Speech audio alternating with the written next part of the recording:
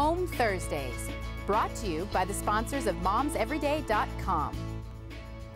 Welcome to MomsEveryday.com. I'm your host, Jen Lennon. Today I'm joined by Marsh Grant. He is a cervix technician for B&L Plumbing, and he is our plumber on MomsEveryday.com. Welcome, Marsh. Hi, how are you? Yeah, I'm good. You always have such good information for us. And today you've got a little bit of fashion plumbing information for us, how to bling up the bathroom a little bit. Tell us what you mean by that. You bet. When a home gets a little older, maybe some of the shiny bits aren't quite as shiny anymore.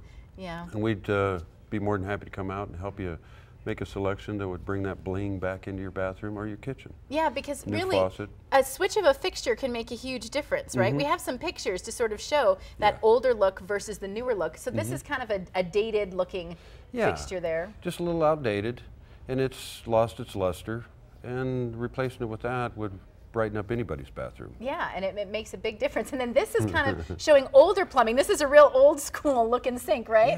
Yeah, we've gone more modern since then. You can actually have everything coming out the same spout. Yeah, and we see a shower one where they're separated, but now we see that plate, and that plate's really important because you were telling me when you pull some of those out of the wall, those dual faucets, it can leave a big hole, right? Right, and this is made to cover that hole, making it easier to replace it with a more modern scald-proof valve. Yeah, that way you don't have to replace a whole wall or anything like that. And you mentioned scald-proof. There's certainly safety improvements that have been made in fixtures as well, right? Right, tubs, shower valves are limited to temperature to a maximum temperature by ADA requirement.